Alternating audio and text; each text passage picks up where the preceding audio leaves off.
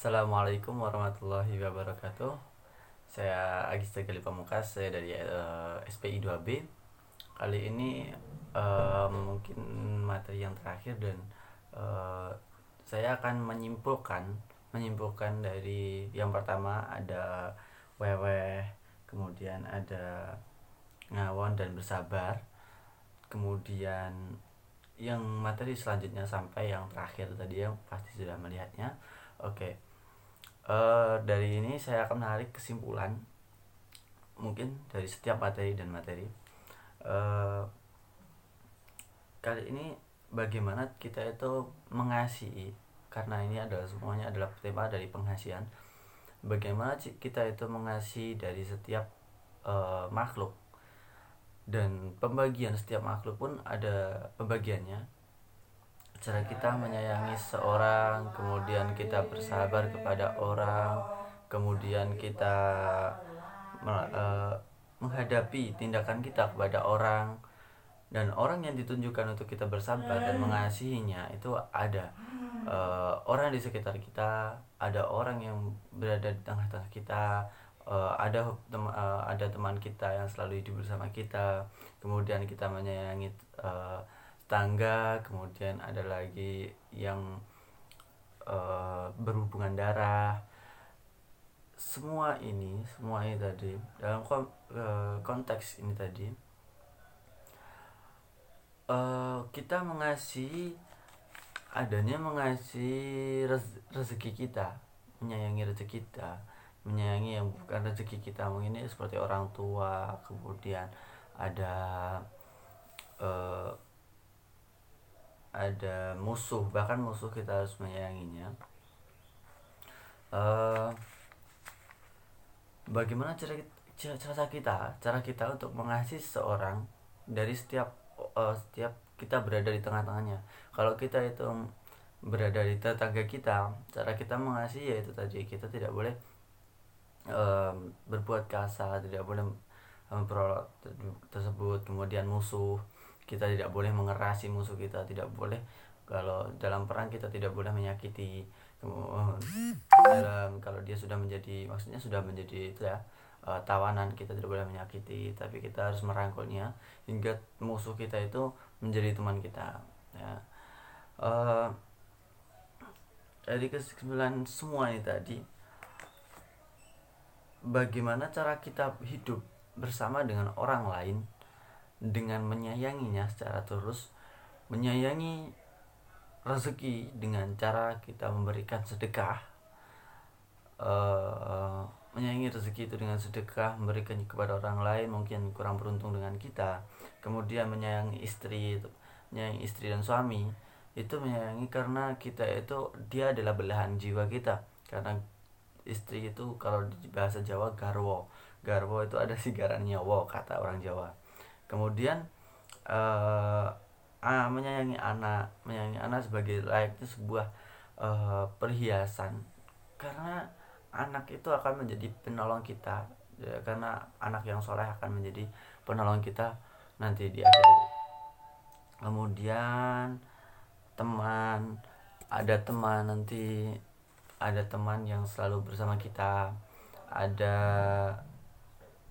musuh yang akan menjadi teman kita, ada lagi pembantu yang kita rawat, kita gimana ya, pembantu yang selalu bersama kita untuk merawat rumah kita, hingga kita itu menganggapnya dia adalah sebuah anggota keluarga baru, dan kita tidak boleh mengerasinya juga, kita tidak boleh kasar kepadanya.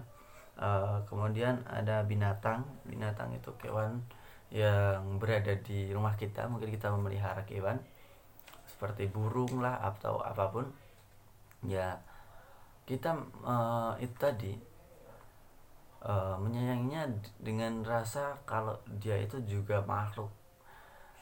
Bagaimana cara kita menghormati makhluk tersebut? Nah, kemudian menyayangi orang tua, orang yang lebih tua daripada kita, itu dengan cara menghormati apapun perintahnya dan apapun yang dikatakannya ataupun wejangannya, saran-sarannya bagi kita yang belum lebih tua darinya. Karena sejatinya orang tua itu lebih paham apa yang kita dapat, apa yang kita butuhkan nantinya, karena uh, dia itu sudah pernah muda dan dia sudah tua. Kita orang muda belum pernah tua kan. Nah, maka dari itu dia itu memberitahu kita, memberi ancaran kita, gini loh caranya, gini loh caranya, karena pengalamannya dia lebih banyak. Kemudian dia lebih tahu yang kita lakukan karena dia pernah jadi muda dan kita belum pernah jadi tua. Kemudian ada tetangga tadi, kita tidak boleh mencela. Ada sahabat itu orang yang selalu hidup bersama kita. Mungkin uh, sudah lama sekali lah kita berada di, kita ngontrak, kemudian sampai bertahun-tahun, dan hidup kita cuma dengan orang itu saja, hingga orang itu mengetahui segala sifat kita, mengetahui sifat kita, mengetahui bagaimana kita, mengetahui bagaimana seluk beluk kita, hingga pendapatan kita pun tahu, karena dia itu orang yang benar-benar dekat dengan kita.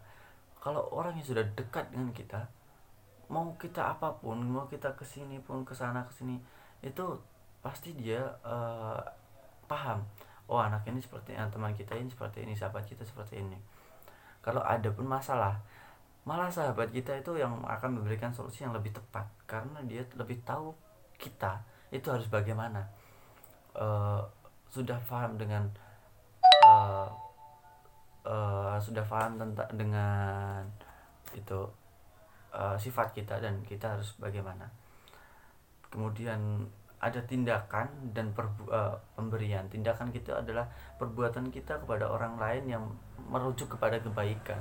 Tetapi kalau kita ingin dengan dipuji orang lain, maka akan menjadikan kita hina di mata orang, karena kita tidak melakukan kebaikan itu tidak karena semata-mata untuk menolong dia, tetapi kita memberikan kita menolongnya itu karena ingin dilihat orang lain.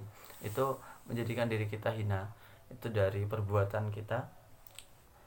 Kemudian ada pemberian kita itu juga akan dilihat negatif ataupun hina kepada orang lain, karena kita ingin dinilai orang lain, dilihat orang lain, dan itu salah kaprah.